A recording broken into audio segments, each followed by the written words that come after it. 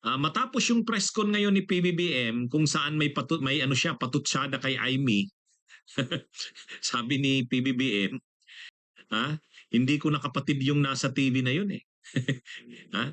Hindi niya na raw kapatid yun. O ngayon may sagot na dun si Aimee Marcos. Pag-usapan natin yung sagot ni Aimee. Hmm. Ah, Pangalawang topic natin, wala na. Sabi ng ombudsman, wala nang tsansa talaga na malagay sa witness protection program sina Diskaya. Ayan, iyak nito si Marcoleta. Oh. Tapos ito, pag-usapan natin, si dating DPWH Yusek Bernardo, sabi ni Senador Ping Lacson, kung susundin yung ano, kung magko-cooperate si Bernardo para malagay siya sa witness protection program bilang state witness, dapat di bababa sa 1 billion pesos. Yun ang estimate ni Senador Ping Lacson na nanakaw sa kabanang bayan na dapat ibalik ni dating DPWH Yusek Bernardo. Pag-usapan natin yan mga kabunyo. Ito, mainit yung araw na to kasi nag-press con si PBBM, ay yung media naman talagang yung media ano rin talagang hindi mo rin ma-control yung media, matapang din. Saka gusto talagang kunin yung reaksyon ni PBBM. Sa mga nakaraan kasi hindi naman siya natanong sa ng reaksyon eh. Pero ngayon kanina tinanong na si PBBM nung isang media. Ang tanong sa kanya, ano po bang masasabi niyo Mr. President doon sa naging speech o mga aligasyon ng inyong kapatid na si Aimee Marcos sa tungkol sa inyo doon sa rally ng iglesia? Ang sagot ni PBBM medyo matindi rin eh. Hindi raw, ayaw niya raw sana at saka ayaw ng kanilang pamilya na yung kumbaga nilalabas sa publiko yung mga ganyang issue. Kaya daw hindi siya nagre-react kasi ayaw niya nga daw na pag-usapan yan sa publiko. Kumbaga pampamilya yan na family matter yan. So sabi niya dapat hindi sana eh. Kaya lang dahil linabas nga ng kanyang kapatid, so at tinanong siya, ang reaksyon ni PBBM doon sa na yon, ang reaksyon niya ay sabi ni PBBM, hindi niya nakapatid yung nakita. Yung nagsalita sa INC rally at nakita sa TV, hindi niya na raw kapatid yun. Kahit daw yung kanilang mga kakilala, mga pinsan, ang tingin daw doon hindi na si Aimee yun. Yun ang yun ang yun ang sabi ni PBBM. Kaya daw worried na daw sila tungkol kay Aimee. Ngayon nakarating agad kay Aimee siyempre yun. May post ngayon si Aimee Marcos. Hindi naman mahaba yung reaksyon niya. Ang post lang ni Aimee Marcos, sabi ni Aimee Marcos, "Bongbong, ako to. Kung ano-ano na nakikita mo ading, patunayan mong mali ako, gusto kong mali ako." Kumbaga sabi ni Aimee, kasi nga ang patutsada ni PBBM, hindi niya nakapatid yung nagsalita na yon. Actually, ang ibig sabihin doon ni PBBM, parang hindi na si Aimee yun. Hindi na si Aimee na nakilala niya, nakasama nila sa pamilya. Pwedeng sabihin, parang anong tawag dyan? Na ano ba yun?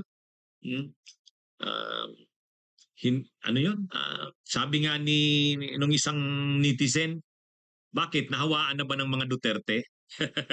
Ang ugali na ba ay parang Duterte na hindi nyo na makilala na kung si Aimee pa yun? Okay. May iba namang netizen, ang reaksyon naman, bakit? Para bang napasok ng masamang espiritu? Hindi. Ang ibig sabihin talaga ni PBBM, hindi niya inaasahan kay Aimee yun. Kasi hindi naman ganun si Aimee. Kaya yung nakita daw ng publiko, na nagsalita, parang hindi na si Amy yun. Sabi ni PBBM. O kaya ang reaksyon ni Amy, siya daw yun. Talagang talagang pinapanindigan ni Amy na siya yun. At ang sinasabi ni Amy, walang problema sa kanya. Walang problema sa kanya. Parang pinapanindigan ni Amy, alam niya ang ginagawa niya at sa tingin niya tama yung ginagawa niya at may patutsada siya. Actually, yung patutsada ni Amy, kontra patutsada ni Amy kay PBBM, parang pinapalabas niya na yung dati niyang akusasyon na hindi na alam ni PBBM. Di ba yung speech ni Amy doon, mahaba yun. Ang sabi niya, lulong na talaga sa droga si PBBM, hindi na alam ang pinagagawa. O di inulit niya na naman ngayon, bongbong ako to, kung ano-ano nang nakikita mo ading. Kumbaga, ni-raise niya na naman yung ganong pero maganda rin yung sagot ni diyan sa issue na yan. Yung sagot ni Benhur Abalos. Sabi ni Benhur Abalos, matagal kong nakasama si PBBM. Kung siya ay lulong nga sa illegal na droga, hindi ganyan eh. Ano ba, presidente ka, araw-araw nakikita ang ginagawa mo, yung mga lakad mo, yung pagsasalita mo, yung gawi mo, yung kilos mo. Imposibleng hindi makita yung mo eh.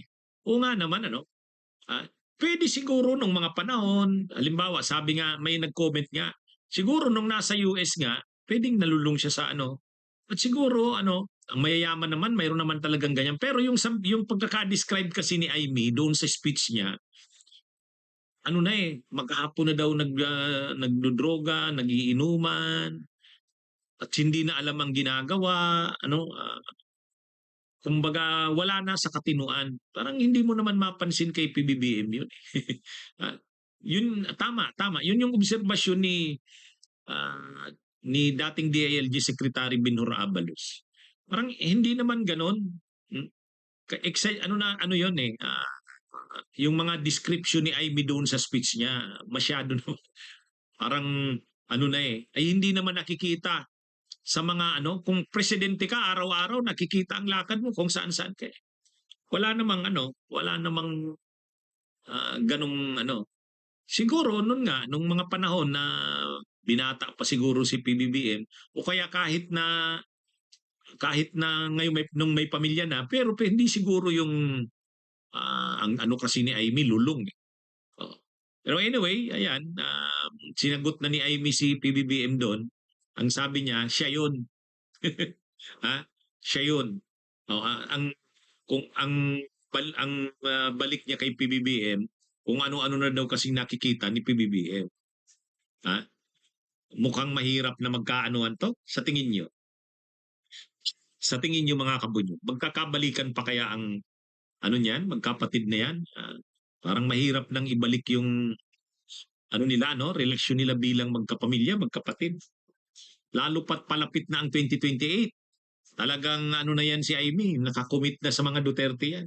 Kaya lang, dahil ba sa commitment, dahil niya sa pagtatanggol niya kila Sara, kila Digong, umabot siya sa punto na ganyan ang gawin niya sa kapatid niya at sa pamilya niya.